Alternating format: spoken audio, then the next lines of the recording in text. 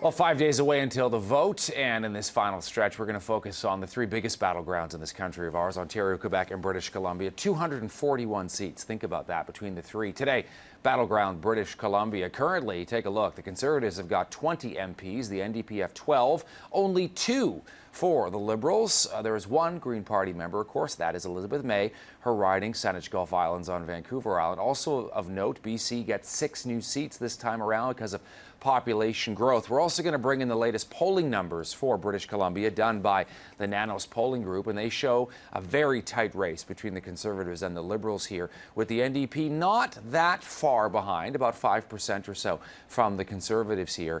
BC really a tale of 4 provinces. You've got the island, the lower mainland, including Vancouver, the interior with the so-called BC Bible Belt, and the northern part of the province. There are 24 seats up for grabs, though, in the Vancouver lower mainland area. My guest today, standing by in Victoria and Vancouver, political commentator Michael Geoghegan is standing by in the capital and in Vancouver. We've got CKNW political reporter Shane Woodford. Shane, let me start with you. You're in Vancouver. A lot of seats up for grabs, of course, in the lower mainland here. We're seeing some really positive numbers for the Liberals. This has got to make Justin Trudeau happy here. It does, but also I think you should take just a little bit of caution as well.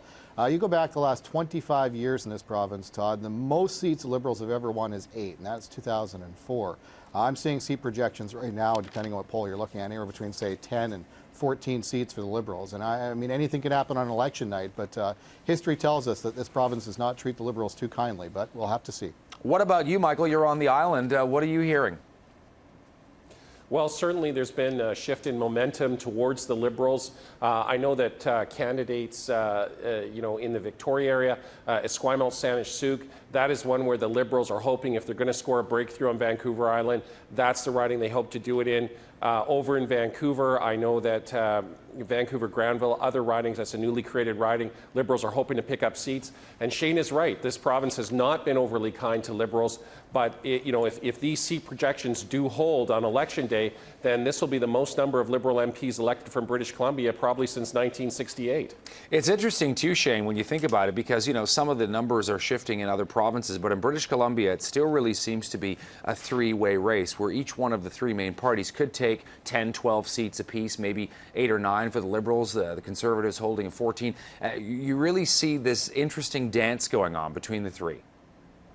Yeah, and here on the ground, Todd, it's interesting. There's a lot of talk now about on election night, whether it's going to be down to the very last riding to report here in BC to shape what kind of government we may get, be it a minority for the Liberals or for the Conservatives or perhaps a majority. So that has never happened before either. Usually this thing is long decided before the polls close here in BC.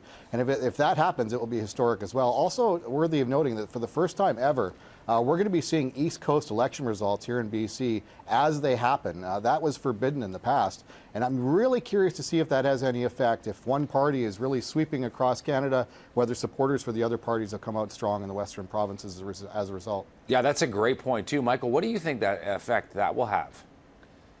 Well, it will certainly have impact on those people who haven't voted, and they're saying, for example, in Victoria, wouldn't it be nice to have a government MP? Because, let's face it, folks, when you're looking for tax dollars, it helps if you have a government MLA or MPP or federally MP from your region. So I know that a number of voters will be watching for that, and it will be interesting to see, how much that affects results. Shane, what about the so-called Bible Belt, the interior? Still rock solid for the Conservatives? Well, there's some, and the Bible Belt, keep in mind here, starts basically south of Fraser here in the lower mainland and Fraser Valley ridings and up through the interior as well. But there are some ridings up there that are in doubt. I was looking at polling numbers today. Say, for example, Kathy McLeod and Kamloops North Thompson, longtime incumbent for the Conservatives. Looking like a tight race there. Again, we'll have to see what election day brings us. But if that holds, that could be one riding that people keep a close eye on.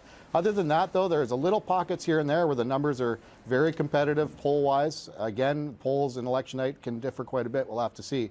But it looks like some of those seats will hold. Other more interesting ones, South Surrey White Rock, which has been a long-time Conservative seat for Russ Hebert. Of course, he's not running. Long-time Surrey mayor, very popular mayor at that, Diane Watts, was in that seat. Some thought it would be a cakewalk for her.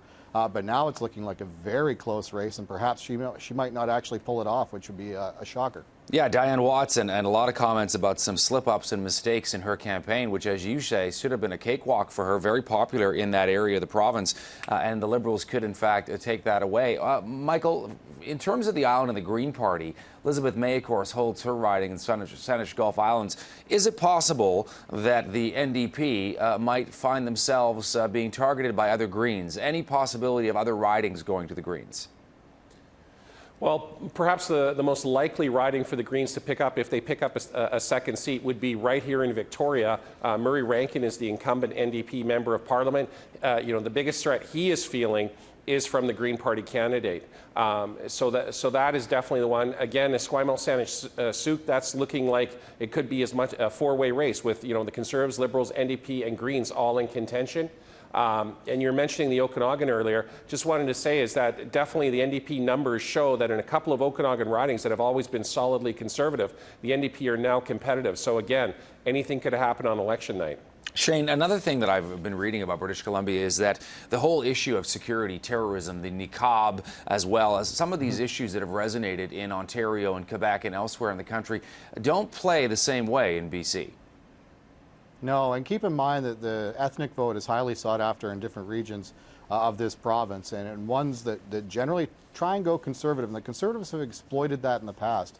But there's a sense this time around, Todd, that they may have overplayed their hand on the race card with Bill C-32, with the niqab issue, that some of the ethnic groups are now pushing back on those issues and pushing back against the party. And the usual trick in election campaigns, and they've done it a few times this campaign, is to hold ethnic media-only press conferences for ministers like Jason Kenney, even the Prime Minister.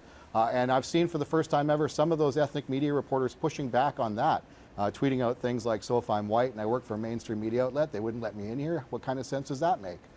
So I'm looking to see where the ethnic vote goes here in BC, but I'm definitely getting a sense of pushback against the Tories. All right, gentlemen, thanks so much for coming on the panel. Great to have the two of you with us in Victoria and Vancouver, and really appreciate you helping us talk about Battleground BC. We'll see how it plays out on Monday night. Thank you. Thanks, Todd.